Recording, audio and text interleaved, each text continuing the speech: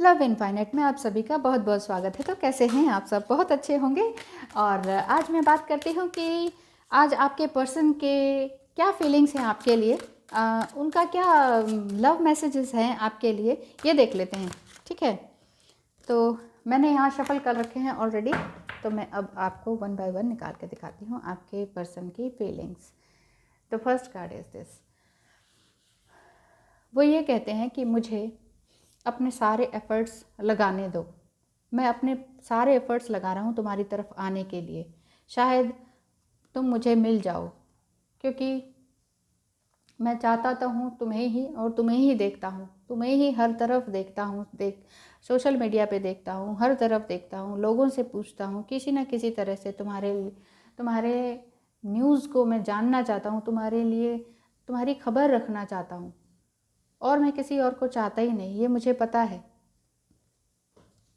चाहता हूँ मैं तुम्हारे साथ ही रिकन्सिलिएट करना, बात करना, अपनी सारी बातों को बताना, लेकिन फिर भी कुछ ना कुछ रह जाता है। मेरे पास जिम्मेदारियाँ बहुत हैं ना। मैं अपने घर को, परिवार को और अपने ऑफिस को संभाल रहा हूँ। मैं जिस काम में उलझा हुआ हूँ, मैं तुम्हें बता ही नहीं सकता, लेकिन मैं तुम्हें प्यार करता हूँ, ये मैं जानता हूँ। माना कि मैंने तुम्हारे साथ बहुत कुछ गलत भी बोला, क्योंकि मुझे लगता था कि शायद तुमने मुझे चोट पहुंचाई है। मैं अपने ही दिमाग से उलझा हुआ था, मैं समझ ही नहीं पा रहा था। मैं बहुत ज़्यादा मैनिपुलेटिव होता जा रहा था। जो मैं कहता था, मैं ये चाहता था कि जो मैं कहूँ वही तुम समझो, वही तुम करो, वही तुम्हें दिखाई दे जो मैं तुम्हें दिखाऊं। मैं तुम्हारे साथ सारी ज़िंदगी बिताना चाहता था। इन्फिनिटी का साइन है, मैं इन्फिनिटी चाहता हूँ तुम्हारे साथ, सारी ज़िंदगी चाहता हूँ, हर कुछ तुम्हारे साथ बिताना चाहता हूँ, हर सुख और दुख के पल। लेकिन हाँ, मैं जानता हूँ कि मैंने तुम्हें इस तरह से छोड़ दिया, एक स्नीकी बिहेवियर किया तुम्हारे साथ। मुझे ये फील हो रहा है, मुझे ये फील हो रहा है कि मुझे अब क्या करना चाहिए था। मैंने तुम्हें इस तरह से नहीं छोड़ना चाहिए था। मुझे तुमसे इस तरह से वादे नहीं करने चाहिए थे कि जो मैं निभा ना पाऊँ। एक अजीब सी उदासी है मेरे अंदर, अब एक बहुत निराशा है जो मेरे अंदर मुझे धुंध की तरह घेरती जा रही है। अंदर ही अंदर मैं तड़प रहा हूँ, खुशी के लिए मैं तड़प रहा हूँ। ये उदासी, ये कष्ट मुझसे सहा नहीं जा रहा। मैं चाहता हूँ कि तुम्हारे चेहरे पर फिर से मुस्कान आ जाए, तुम्हारी आंखें फिर से उसी तरह से चमकने लगे, तुम वैसे ही स्माइल करने लगो जैसे मेरे आने से तुम खुश हो जाती थी, थिरकने लगती थी, लगातार कुछ कुछ बोलती थी। वो मुझे बहुत अच्छा लगता था। कुछ ना कुछ सही गलत जो भी तुम्हारे मन में आता था तुम बोलती जाती थी। मैं बस वही सारे पल वापस पाना चाहता हूँ। मुझे मालूम है, मेरे पास बहुत सारे ऑप्शन थे। मैं चाहता बहुत कुछ था। तुम भी जानती हो मैं बहुत कुछ चाहता हूँ तुम्हारे साथ। ओवर एम्बिशियस तुम मुझे कह सकती हो, लेकिन मैं क्या करूं। मेरे अंदर है ही ऐसा कि मुझे लगता है कि मुझे ईश्वर को भी पाना है, मुझे तुम्हें भी पाना है, मुझे धन दौलत भी चाहिए, मुझे नेम फेम भी चाहिए, मुझे घर परिवार बच्चे सब कुछ चाहिए, मुझे घूमना भी है, मुझे एक ही जगह रहना भी है, मुझे तुमसे ढेर सारी बातें करनी है, और मुझे बहुत अकेले में भी रहना है। मैं क्या करूं, मैं नहीं समझ पा रहा। मैं अपने दिल की आवाज़ को अब साफ साफ सुनने की कोशिश कर रहा हूँ, समझने की कोशिश कर रहा हूँ कि क्या हुआ, ये क्या कारण था कि मैं तुम्हें छोड़कर आ गया। अब मुझे वाकई संकोच होता है, लेकिन चाहता हूँ बेबाकी से तुमसे सब कुछ बोल देना। हिम्मत ही नहीं जुटा पाता। फ़ोन करने के लिए उठाता हूँ, मैसेज करने के लिए क्लिक करता हूँ, वापस मैं अपने हाथों को खींच लेता हूँ। अपने शब्दों को मैं सच्चाई में पूरी तरह से बताना चाहता हूँ। पता नहीं तुम्हें वो सच लगे भी कि नहीं, क्योंकि मैंने तुम्हें जो दिखाया तुम वही देखती रही, और उसके बाद मुझे भी समझ नहीं आया कि मैंने क्या किया। ये मेरे कैरेक्टर पर बिल्कुल भी शक ना करो। मैं जानता हूँ अब मुझे भी ब्लेसिंग्स मिल रही हैं। मैं भी जानना चाह रहा हूँ कि क्या हो रहा है ये मेरे साथ, मैं क्यों अवेकन हो रहा हूँ। कुछ असेंशन पीरियड जैसा मेरे अंदर आ रहा है, कुछ मस्कुलिनिटी के साथ साथ मेरे अंदर फेमिनिटी का भी जागरण हो रहा है। मैं चाहता हूँ ईश्वर मेरे इस रास्ते पर मुझे हिम्मत बंधाता रहे, हमेशा मुझे फोकस करता रहे। मुझे मेरे रास्ते बिल्कुल क्लियर होते नज़र आ रहे हैं।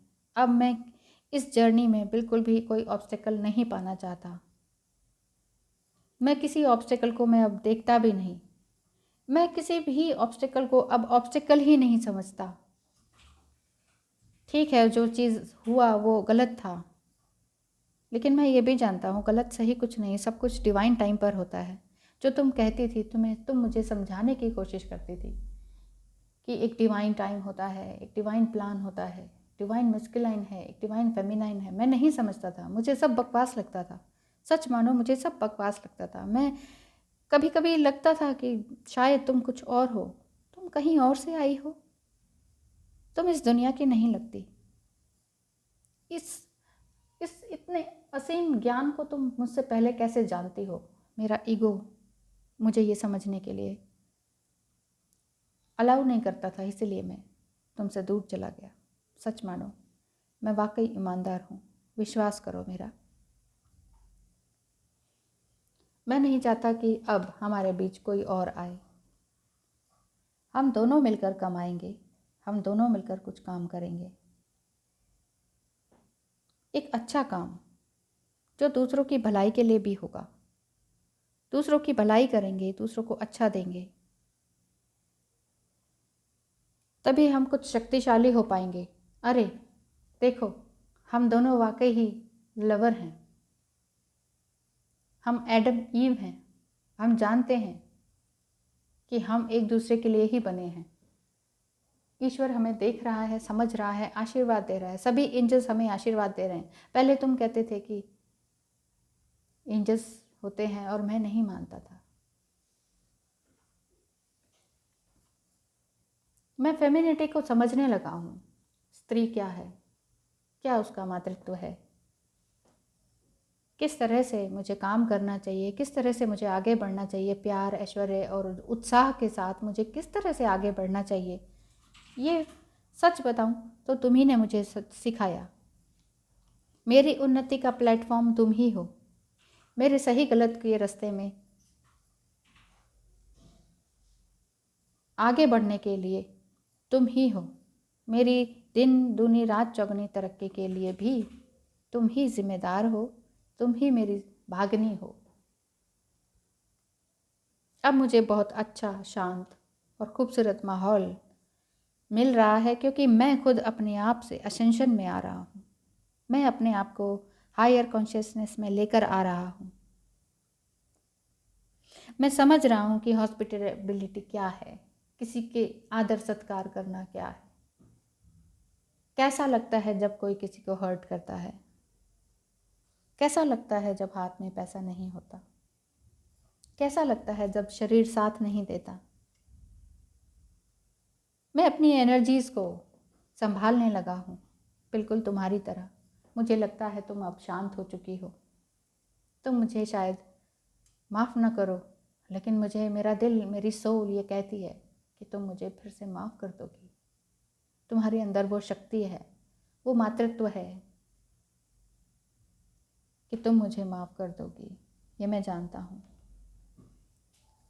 लेकिन इतनी सारी गलती इंटेंशन के साथ नहीं हुई। मेरी इंटेंशन गलत नहीं थी, मैं कुछ कर ही नहीं पाया। लेकिन विश्वास रखो, ईश्वर और एंजल्स मुझे गाइडेंस दे रहे हैं, मुझे उनसे भी मैसेजेस मिल रहे हैं। मैं तुमसे बात ज़रूर करूँगा, ज़रूर करूँगा। जब जैसी हिम्मत आएगी मैं तुमसे बात करने ज़रूर आगे बढ़ूँगा। तुम्हें अब परेशान होने की ज़रूरत नहीं, तुम्हें मेरे बारे में जानने की ज़रूरत नहीं।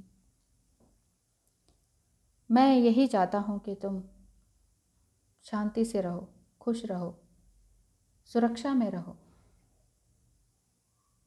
ईश्वर और एंजल्स तुम्हें प्रोटेक्शन दें। तुम जिस तरह से दूसरों के लिए काम करती हो, जानवरों और पक्षियों के लिए काम करती हो, छोटे बच्चों के लिए काम करती हो, उसे मैं अप्रिशिएट करता हूँ।